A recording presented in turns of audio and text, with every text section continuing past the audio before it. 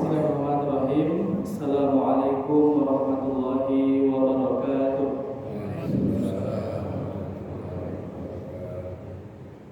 Innal hamdalillah nahmaduhu wa nasta'inuhu wa nastaghfiruh wa na'udzu billahi min shururi anfusina wa sayyiati a'malina.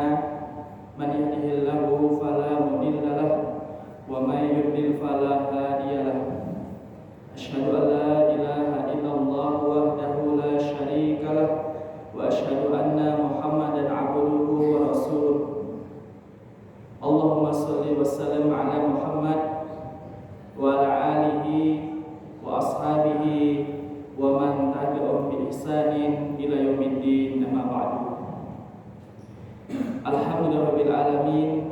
Segala puji bagi Allah Subhanahu wa taala yang telah memberikan kita nikmat, baik itu nikmat Islam, nikmat iman, begitu pula dengan nikmat kesehatan, sehingga pada kesempatan yang mulia ini kita dapat berkumpul di salah satu rumah Allah Subhanahu wa taala dalam rangka untuk menuntut ilmu agama. Selawat berserta salam senantiasa tercurahkan kepada Nabi Muhammad sallallahu alaihi wasallam, begitu pula kepada keluarga, sahabat dan umatnya yang istiqomah di atas sunnah hingga hari kiamat. Alhamdulillah, pada subuh hari ini kita dipertemukan oleh Allah Subhanahu wa taala di sebuah majelis ilmu. Setelah kita menunaikan ibadah yang agung yang diwajibkan kepada kita semuanya, yaitu sholat subuh berjamaah di Masjid Al-Hidayah ini, dan kita dipertemukan oleh Allah Subhanahu wa taala dalam rangka saling mengingatkan satu dengan yang lainnya, dan sangat butuh kita dengan peringatan. Sebagaimana firman Allah Subhanahu wa taala, "Wa dzakir fa inna dzikra tanfa'ul mu'minin." Hendaklah, kata Allah Subhanahu wa taala, engkau berikan peringatan, karena sesungguhnya peringatan itu bermanfaat bagi orang-orang yang beriman. Jadi semua orang beriman butuh dengan namanya peringatan. Bahkan orang yang soleh sekalipun, seorang ulama sekalipun, mereka butuh yang namanya peringatan. Dan masing-masing dari kita dalam perjalanan panjang menuju Allah Subhanahu wa taala sangat butuh bekal yang banyak, yang apabila seseorang tidak berhati-hati di dalam perjalanan tersebut, maka dia dapat menyimpang. Dan tidak lupa juga kami ucapkan jazakumullahu khairan dan terima kasih yang sebesar-besarnya kepada pengurus Masjid DKM Al-Hidayah Kota Pontianak ini yang telah memberikan kesempatan dan menerima kehadiran kami untuk sedikit berbagi ilmu atau sedikit berbagi faedah pada kesempatan yang berbahagia ini. Semoga Allah Subhanahu wa taala membalas segala kebaikan dan memakmurkan masjid ini dengan keberkahan dan jamaah yang istiqomah. Amin Allahumma amin. Baik, sebelum memulai tausiah pada subuh hari ini, izinkan saya untuk memperkenalkan diri terlebih dahulu. Perkenalkan, nama saya Salman Al-Fikri. Saya berasal dari Kabupaten Sambas dan saya merupakan mahasiswa semester akhir di Ma'had Al-Aiman Pontianak, sekaligus diberikan amanah sebagai staf pengajar di ma'had tersebut. Sedikit tentang ma'had kami atau sekolah kami, yaitu Ma'had Al-Aiman Pontianak merupakan lembaga pendidikan jenjang PAUD sampai sarjana 1 yang berfokus pada tahfidzul Quran, kemudian penguatan ilmu syar'i, praktisi tibbun nabawi, dan pembentukan karakter Islami. Jamaah bapak-bapak, ibu-ibu yang semoga senantiasa dirahmati Allah Subhanahu wa taala. Pembahasan tausiah pada subuh hari ini saya angkat temanya dengan keutamaan ilmu agama. Ilmu agama merupakan ilmu yang wajib dipelajari setiap muslim, baik laki-laki ataupun perempuan. Tanpa ilmu, ibadah kita bisa sia-sia. Dengan ilmu, kita tahu mana yang hak dan mana yang batil, mana yang halal dan mana yang haram. Sebagaimana sabda Rasulullah sallallahu alaihi wasallam, "Thalabul ilmi faridatun ala kulli muslim." Menuntut ilmu itu wajib atas setiap muslim. Maka dalam hadis ini Rasulullah sallallahu alaihi wasallam dengan tegas menyatakan bahwa menuntut ilmu hukumnya wajib atas setiap muslim, baik itu pria atau wanita, tua atau muda, kaya atau miskin, semuanya ini wajib untuk menuntut ilmu agama. Baik, sebelum itu kita harus mengetahui apa itu ilmu. Secara bahasa, ilmu adalah lawan dari al-jahlu, yaitu kebodohan. Dan al-ilmu di sini adalah mengetahui sesuatu sesuai dengan keadaan yang sebenarnya, dengan pengetahuan yang pasti. Itu adalah ilmu. Kemudian berkata Syekh Muhammad bin Shalih Al-Utsaimin rahimahullah mengatakan bahwa ilmu adalah mengetahui sesuatu dengan pengetahuan yang sebenarnya. Dan kemudian selanjutnya adalah pembagian ilmu, bahwa ilmu dibagi menjadi 2, yaitu ilmu dunia dan ilmu agama. Ilmu dunia yaitu ilmu yang terkait dengan perkara dunia, seperti ilmu matematika, ilmu kedokteran, ilmu teknologi, dan lain-lain sebagainya. Dan hukum asal ilmu dunia ini adalah boleh. Kemudian yang kedua adalah ilmu syar'i atau ilmu agama. Ilmu syar'i ini adalah ilmu yang terkait dengan agama. Dan ini adalah jenis ilmu yang dijanjikan oleh Allah Subhanahu wa taala dengan banyak sekali kebaikan dan kemuliaan bagi mereka yang memilikinya.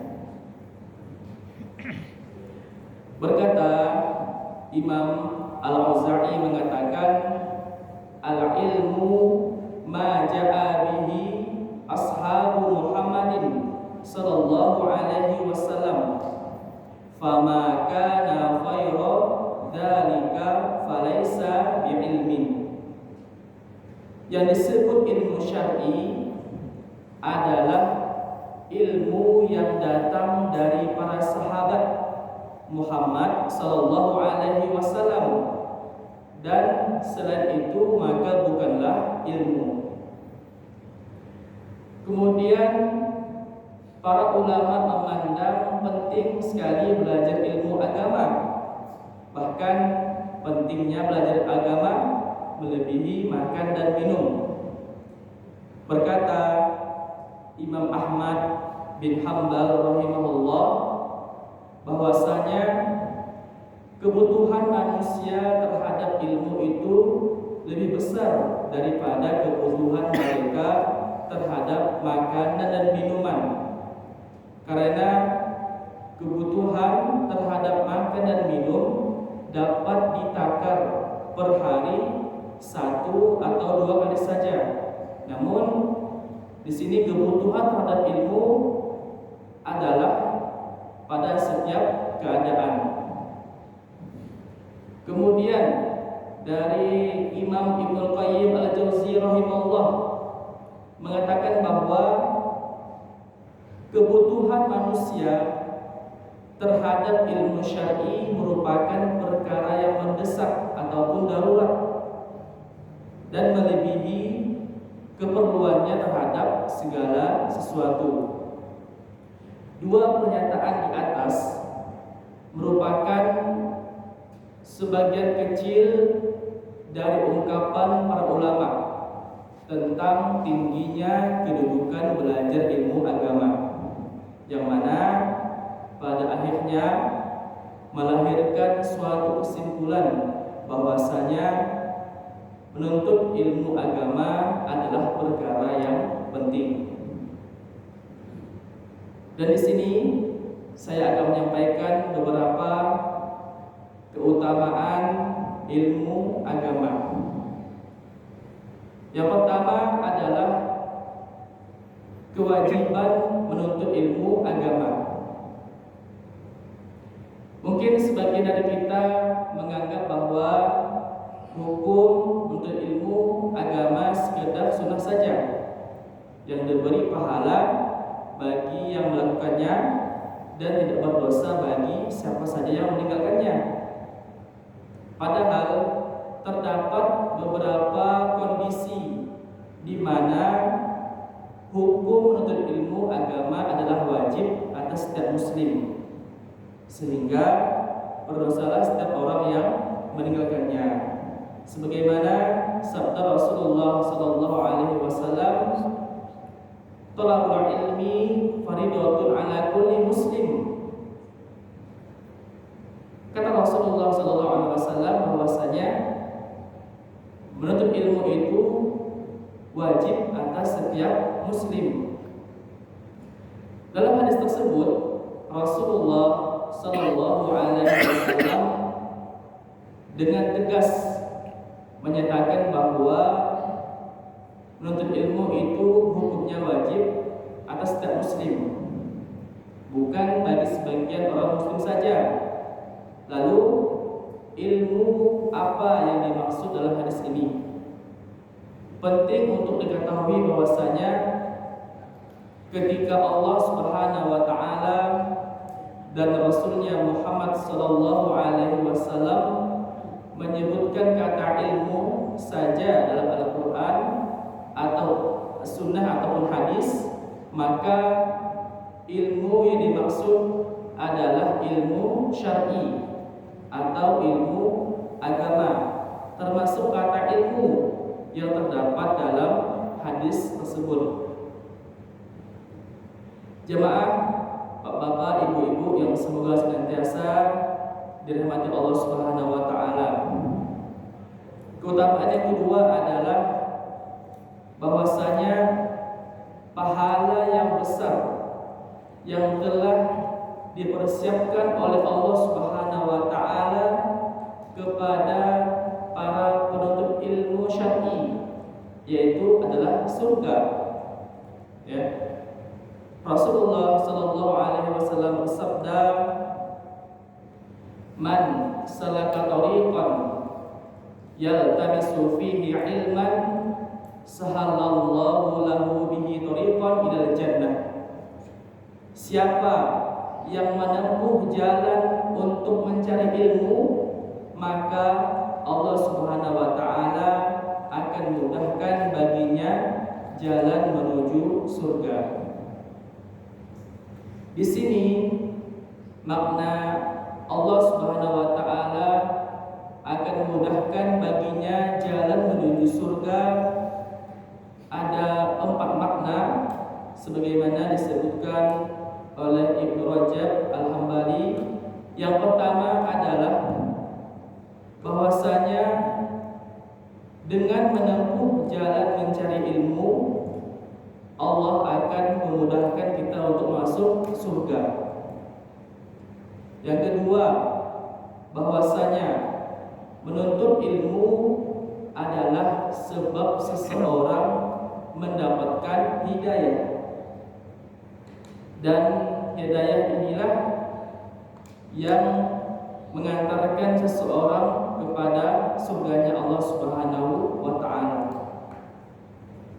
Kemudian yang ketiga, bahwasanya menuntut suatu ilmu akan mengantarkan pada ilmu yang lainnya, yang dengan ilmu tersebut akan mengantarkan kita kepada surganya Allah Subhanahu wa taala. Yang keempat, bahwasanya dengan ilmu Allah akan memudahkan jalan yang nyata menuju surga, yaitu melewati sirat atau sesuatu yang terbentang di atas neraka menuju surga. Sampai-sampai Ibnu Rajab simpulkan bahwasanya menuntut ilmu adalah jalan paling ringkas menuju surga. Di sini yang dimaksud menempuh jalan untuk mencari ilmu ada dua bentuk. Yang pertama, bahwasanya menempuh jalan secara hakiki, yaitu dengan berjalan menuju tempat majelis ilmu. Seperti misalnya kita berjalan menuju masjid ataupun tempat pengajian untuk menuntut ilmu. Yang kedua, yaitu menempuh jalan secara maknawi, bahwasanya ketika kita melakukan segala sesuatu untuk mendapatkan ilmu, seperti kita dengan cara menghafal, mempelajari, mengulang-ulang pelajaran, atau menulis, membaca, dan memahami, serta perbuatan lainnya yang merupakan cara untuk mendapatkan ilmu agama. Yang ketiga, keutamaan ilmu agama adalah menuntut ilmu syar'i merupakan tanda kebaikan seseorang. Sebagaimana Rasulullah SAW mengabarkan kepada kita bahwa orang yang menuntut ilmu syar'i merupakan tanda bahwa Allah Subhanahu wa taala menghendaki kebaikan untuknya baik di dunia maupun di akhirat. Sebagaimana sabda Rasulullah sallallahu alaihi wasallam, "Man yuridillahu bihi khairan yufaqihuhu fiddin." Barang siapa, kata Rasulullah SAW, yang Allah kehendaki kebaikan pada dirinya, maka Allah Subhanahu wa taala akan pahamkan dia tentang agamanya. Faedah dari hadis tersebut bahwasanya seluruh perkara adalah dengan kehendak Allah. Tidak terjadi sesuatu di dunia ini, baik itu bergerak atau juga diamnya, kecuali semua adalah dari kehendak dari Allah Subhanahu wa taala. Tidak mungkin juga terjadi sesuatu di dunia ini yang baik maupun yang buruk kecuali dengan kehendak dari Allah Subhanahu wa taala. Termasuk diantaranya adalah pemahaman seseorang terhadap agamanya. Kemudian yang keempat adalah keutamaan ilmu agama, yaitu pahala ilmu akan tetap mengalir meskipun pemiliknya telah meninggal dunia. Termasuk dalam pahala yang agung yang Allah siapkan untuk orang yang belajar ilmu agama, yaitu jika mereka meninggal maka pahala ilmunya akan sampai kepadanya meskipun mereka berada dalam kuburnya, selama manusia mengambil manfaat dari ilmunya. Maka pahala ini seolah-olah kehidupan yang lain setelah kematian mereka. Ketika manusia yang lain terputus dari pahala amal mereka setelah meninggal dunia, sehingga apa? Sehingga seakan-akan orang yang berilmu itu senantiasa hidup dan tidak akan pernah mati. Sebagaimana sabda Rasulullah sallallahu alaihi wasallam, "Idza matal insan in qata'a 'amalu illa min thalathatin min shadaqatin jariyah wa ilmin yuntafa'u bih wa waladin shalihin yad'u lahu." Jika seseorang meninggal dunia, maka terputuslah amalannya kecuali 3 perkara. Yang pertama adalah sedekah jariyah. Yang kedua adalah ilmu yang bermanfaat. Dan yang ketiga adalah doa anak yang soleh. Faidah dari hadis tersebut yang pertama adalah bahwasanya jika manusia itu sudah wafat, amalannya terputus. Nah, dari sini menunjukkan bahwa seseorang muslim hendaklah memperbanyak amalan soleh sebelum ia meninggal dunia.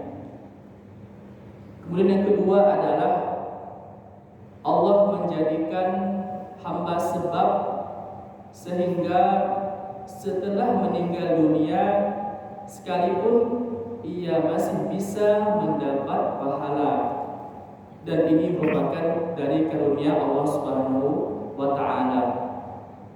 Yang ketiga yaitu amalan yang masih terus mengalir pahalanya walaupun setelah meninggal dunia. Di antaranya yang pertama adalah sedekah jariyah, seperti kita membangun masjid, menggali sumur, kemudian mencetak buku yang bermanfaat, serta berbagai macam wakaf yang akan dimanfaatkan oleh kaum muslimin dalam beribadah kepada Allah Subhanahu wa ta'ala.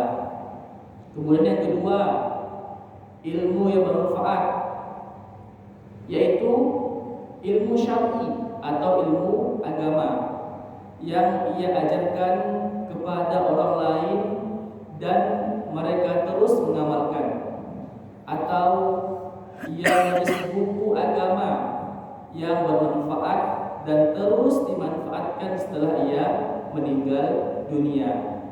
Kemudian yang ketiga adalah anak yang soleh, karena anak yang soleh itu merupakan hasil dari kerja keras orang tuanya. Oleh karena itu, Islam sangat mendorong seseorang untuk memperhatikan pendidikan anak-anak mereka dalam hal agama, sehingga nantinya anak tersebut tumbuh menjadi anak yang soleh ataupun solehah. Lalu anak tersebut menjadi sebab, yaitu orang tuanya masih mendapatkan pahala meskipun orang tuanya sudah meninggal dunia. Yang terakhir adalah dari keutamaan ilmu agama, yaitu yang paling takut kepada Allah Subhanahu wa ta'ala hanyalah orang yang berilmu.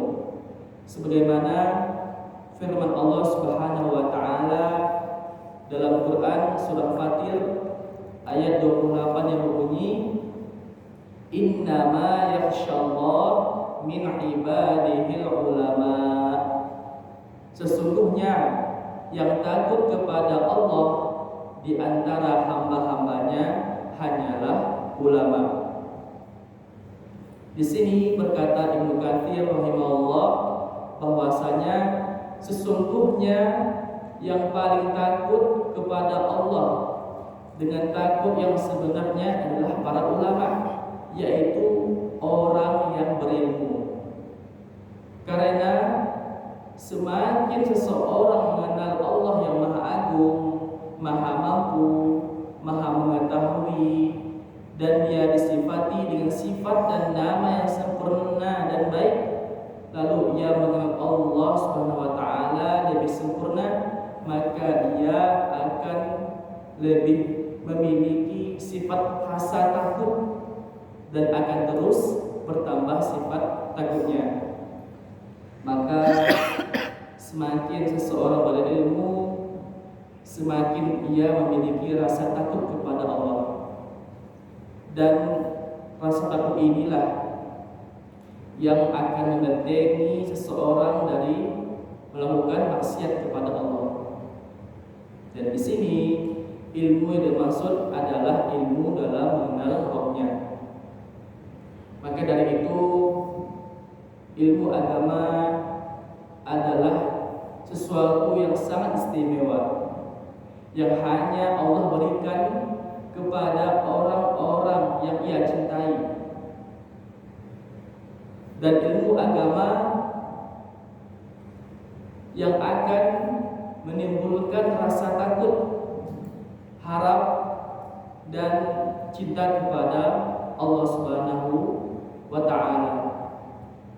Jemaah yang semoga senantiasa dirahmati Allah Subhanahu wa ta'ala, mungkin ini saja yang dapat saya sampaikan. Akhir kata saya mengucapkan jazakumullahu khairan dan terima kasih kepada seluruh jamaah yang telah menyimak dengan penuh perhatian, terkhusus kepada pengurus DKM Masjid Al-Hidayah ini atas kesempatan yang telah diberikan. Apabila ada kekurangan dalam penyampaian, itu datang dari kelemahan saya pribadi dan syaitan, dan segala kebenaran datangnya dari Allah Subhanahu